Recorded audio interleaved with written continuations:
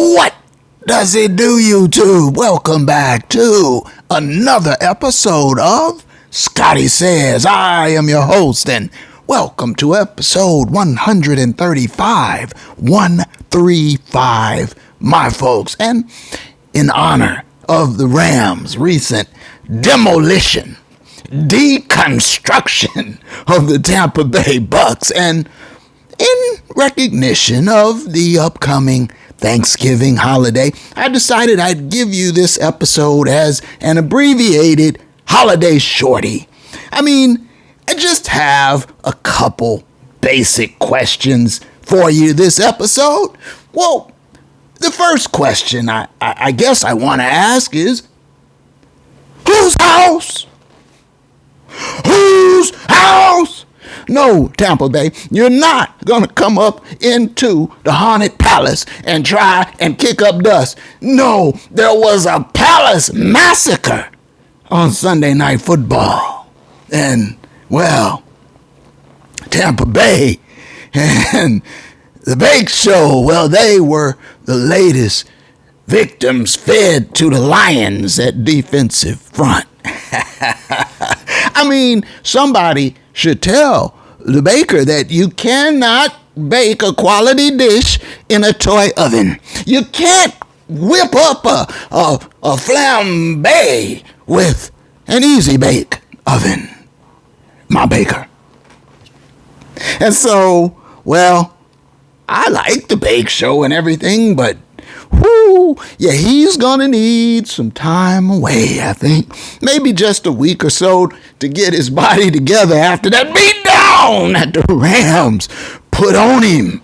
And, well, in fairness, all I really, need to ask other than, whose house? You know the answer to that.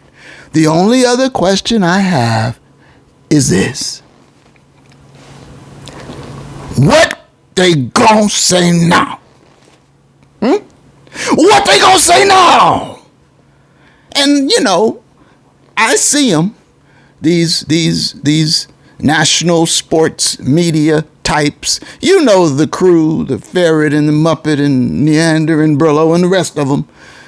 And I see them. They struggle with the fact that the Rams are the best team in the NFL. And they so desperately want to. And in fact, they do. They ignore the Rams' wonderful football exploits this season, and they pigeonhole Rams coverage into the last 15 minutes of the 2-hour show. This is what they do, all of them. And most of them are East Coast based, so they want to spend their time talking about the Giants and the Eagles and the Patriots, and they want to talk, they got to talk about them damn Cowboys. That's imperative. And so the coverage, it's Shador and the Browns, and should Shador keep his starting position? And meanwhile, here you have the best team in the NFL. And now the power rankings agree, and Vegas agrees, and even the pundits, they all even begrudgingly agree. The LA Rams are the best team in football this year. And they are right where I expected they would be. And you know this. Go back and check out my NFL preview predictions episode back in August. You know what I told you then. It's all holding up and bearing fruit perfectly. In fact, the Rams are somewhat even ahead of pace. They're ahead of the schedule that I even laid out for them. Now, granted, I thought they'd be 8-2 after 10, but to see them now on this streak, they're streaking. They're on a heater. 6 in a row now, 6 in a row. And as you know, my folks, there are only 3 two-loss teams in all of the NFL. Only 3. Every other team has lost 3 or more. And those 3, surprisingly, shockingly in the AFC, it's New England and it's Denver. Wow. But not surprisingly, in the NFC, it is whose house? The LA Rams.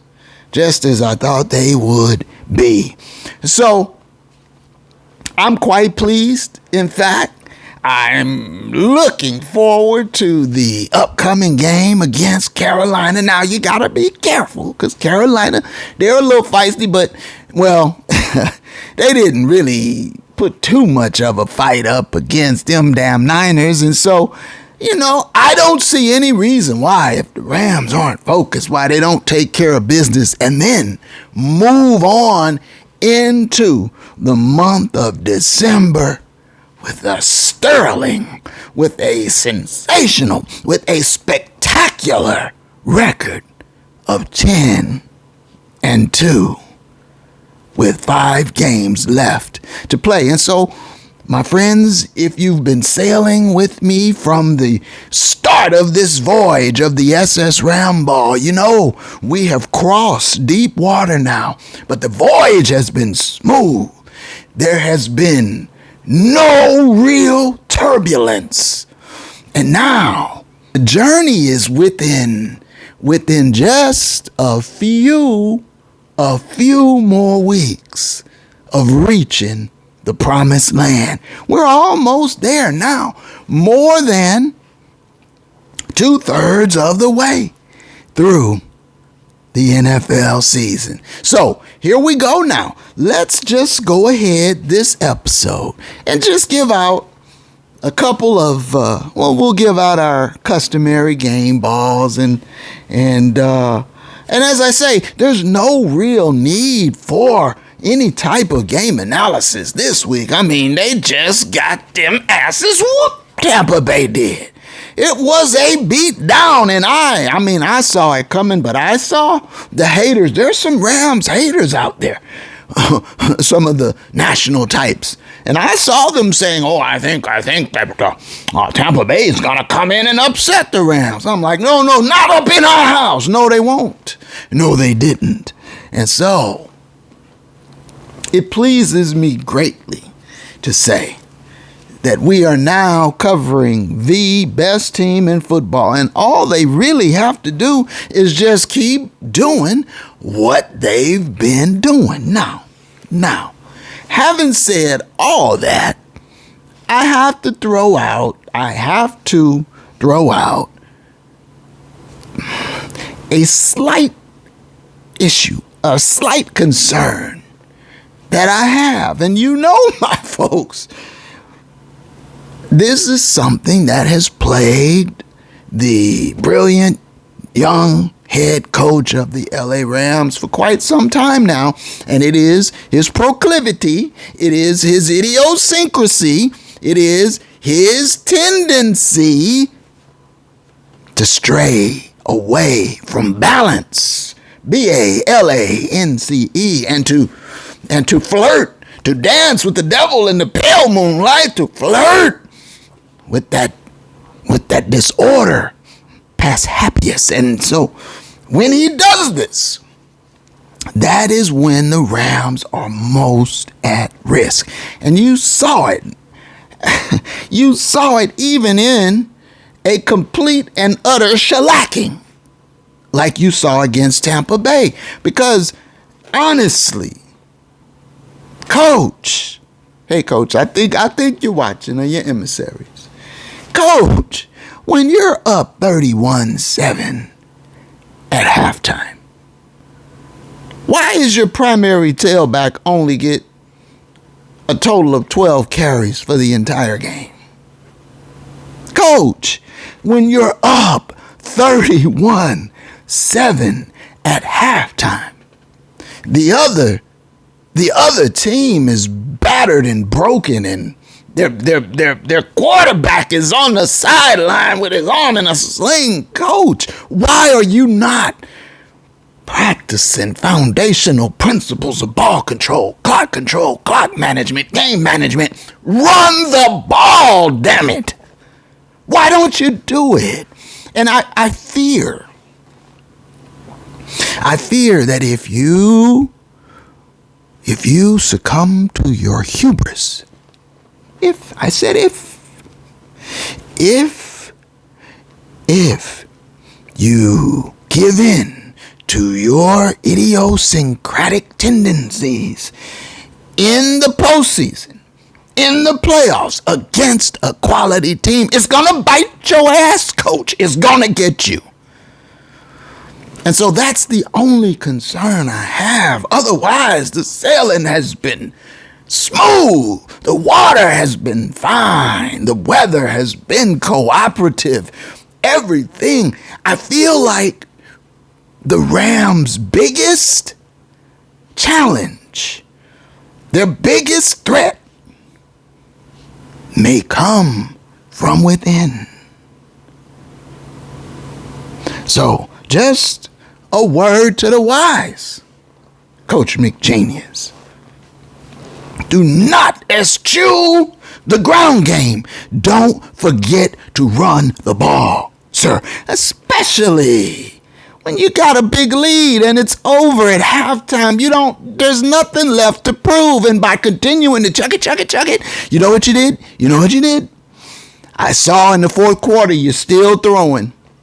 K. Will with 10, 11 carries for the game. You still throwing with a big-ass lead in the fourth quarter, and Puka gets hurt, and now he's limping off. I saw it, and I said, this is what I'm talking about. There's no need for that. It's an unnecessary risk. You're toying with fate, and the football guys don't like that.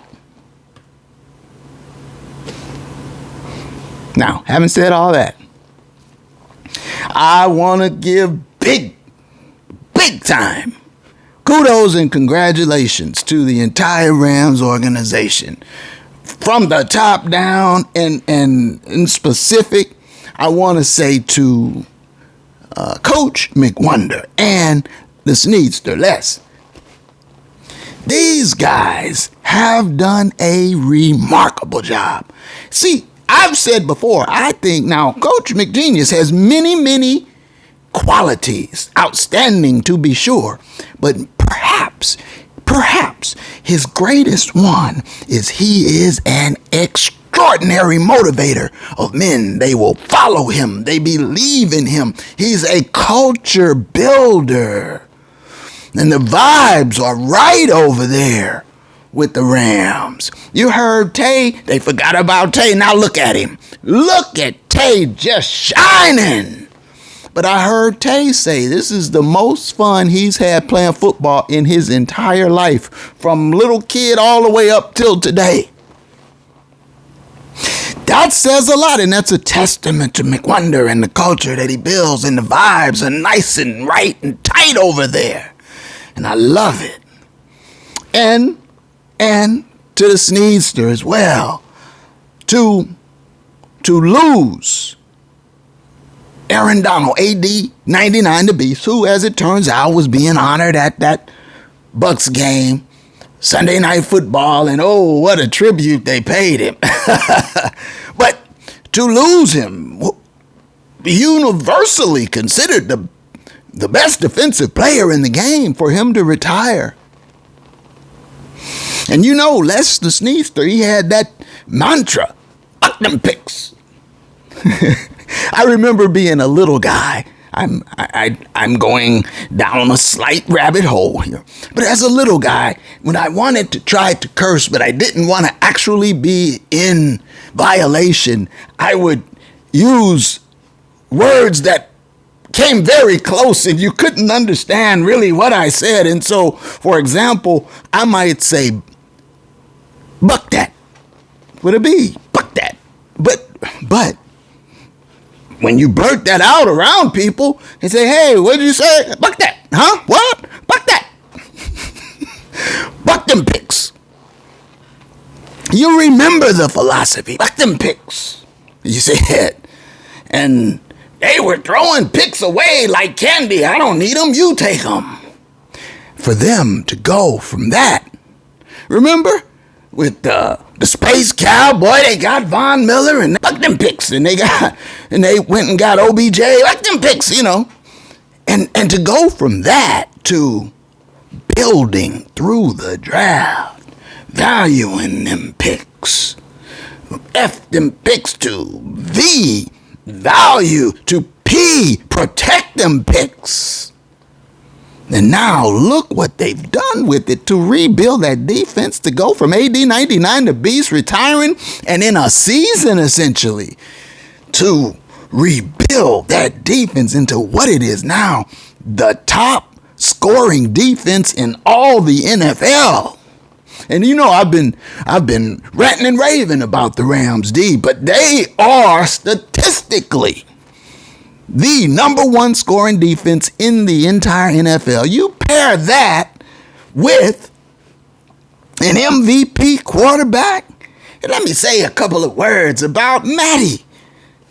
Kudos, because you know the main bugaboo, his primary flaw, the fly in the soup with Matty, was that the man had a hankering for interceptions, didn't he? He was in a dilly-dalliance with the poltergeist. He was haunted, and he was throwing pick sixes like Les Snead was throwing picks. But you saw a couple episodes. I did my own version of what the exorcism of Matthew Stafford might have looked like. Whatever happened, he got it together. He's always been an exceptional quarterback. He's always been sort of a showboater, no looking and all that business. He's always done that. He's always been a tough hombre.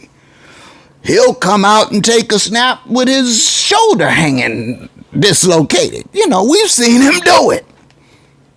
So none of that was ever a question, but the question was the judgment. Was he too wild and reckless? Did he rely too much on talent and not enough on the mental side of preparation?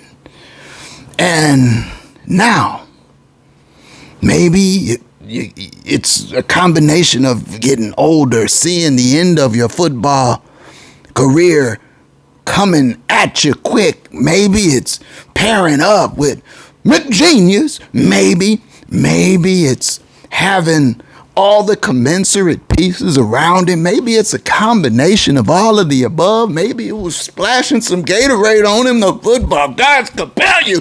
Whatever it was, that flaw, that fly in the soup is gone. He has fixed it. And now, I mean, imagine this. Think about this. He holds the record for most touchdown passes thrown consecutively without a poltergeist strike. Him and the GOAT, Tom Brady. 27 of them things in a row. No poltergeist strike. Well, that's extraordinary for Matty. And it's a testament to how he has evolved his game.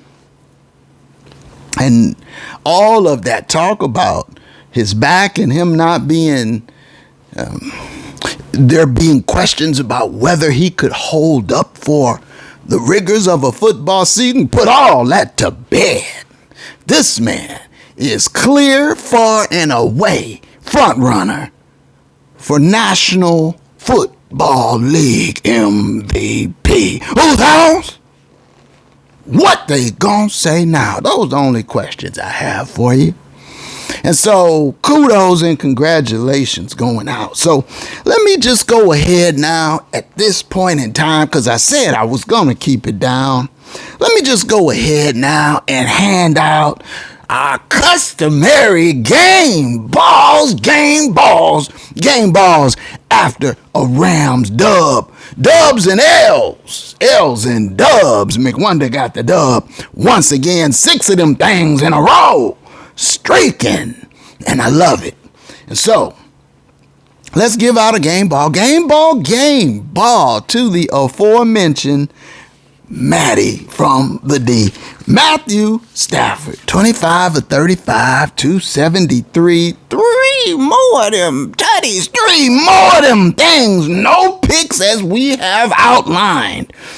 And so now he is, of course, the league leader in touchdown passes thrown on this season. And, well, the beneficiaries like Tay, they forgot about Tay, I told you, but look at Tay leading the league in touchdown receptions. It's a beautiful, it's simpatico. You know, it's this beautiful amalgamation of talents and lessons learned over NFL careers and the blending of Matty and Tay. And then you got Puka. The Rams are loaded. If McWonder just utilizes the run game more appropriately, they'd be damn near unstoppable. And so, at any rate, game ball, Matthew Stafford.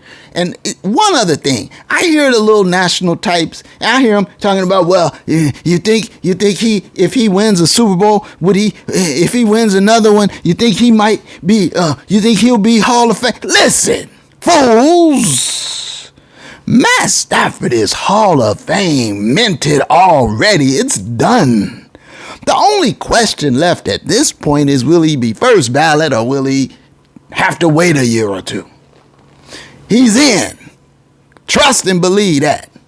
All right, game ball Matty from the D. A game ball, I like to give the other 2 game balls this week out on the defensive end. I want to give out a game ball. 2.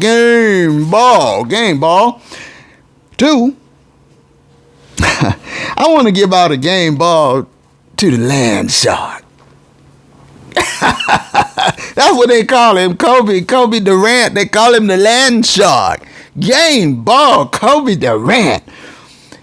Kobe Durant, in that first quarter, when the Rams really finished them off, they finished them off in the first quarter, essentially. But in that first quarter, Kobe Durant had a beautiful pass breakup. He had a tackle for loss where he blew up a screen. And he had a poltergeist strike. Kobe Durant, and he converted it for 6. It was a pick 6 to the hizzy. Game ball, Kobe Durant. And then, finally, I want to give a game ball out. I want to give out a game ball to a man making beautiful music on the Rams defensive front. Game ball to the conductor, Kobe Turner. And listen, they had Kobe Turner, you saw it, right? They had him playing, he's a musician now. They had him playing the Sunday Night Football intro theme song. He's playing that thing, no sheet music, just playing it by ear like a maestro, like a boss. Kobe Turner, the conductor. Game ball. 4 solo tackles, 2 more assisted tackles, and 2, count them, 2 sacks. Had them quarterbacks grazing on Palace turf. Game ball, Kobe Turner. And then let me give out a handful of honorable mentions. I want to give out an honorable mention to Cam Curl. The Cams show up big every week. And Cam Kinchins, he was your second leading tackler on the day, so he was close to another honorable mention, but I've only got 3 to give out. And so Cam Curl, the leading Rams tackler on the day, 6 tackles, 2 assisted. Cam Curl, honorable mention. And finally, I want to give out an honorable mention on the defensive side. I want to give out an honorable mention. V8, Jared Verse. Let me give him one honorable mention. 3 solo tackles, another assisted tackle, and Jared Verse also 2 2 quarterback sacks. Had them quarterbacks grazing on Palace turf. Honorable mention. Derek Verse, vroom, vroom, V8. And then finally, my final honorable mention I want to give out. I'm going to give co-honorable mentions to Puka Nacua and Devontae Adams. They forgot about Tay. Now, Puka was your leading receiver on the day. 7 catches for 97 yards. Essentially a 14-yard per catch average. His long was 31.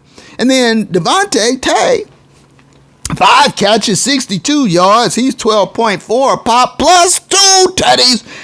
Devontae Adams, Puka Nacua. Now, for my money, I feel pretty safe in saying that that's your best wide receiver duo in the NFL. Do you think there's a better pair? Who?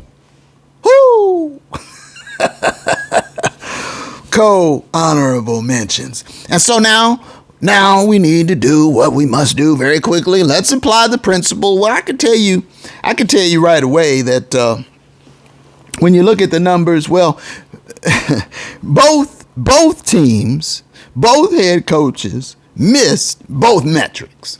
And this game was sort of an anomaly because it just got so out of hand so quickly. And so in this particular case, both teams missed both metrics. And it was a case where one team, the Rams, took another team behind the woodshed and Tampa Bay got blowed out. So, the numbers reflect that reality. Rams dominant as you would expect in virtually every category except rushing. Come on, McG. Come on now. Other than that, it was a thoroughly dominant performance by your LA Rams. And so now, at this point, what I'm going to ask from you, what I'm going to ask you to do is throw me one of these. Please like the video. Subscribe if you haven't already. Leave me a comment. Let me know what you're thinking, and I hope you have a happy, wonderful Thanksgiving holiday. And I'm going to leave you with the old Tay shimmy at the line of scrimmage when he's at the goal line. He cuts loose on that shimmy and the defender doesn't know which way to go. And so until the next one, which won't be long from this one, because we will be back on the other side of the Carolina Panthers game, and we will chop up the outcome of that, which I do expect to be yet another Rams dub. And so until then, my friends, Scotty says, thanks for watching. One love.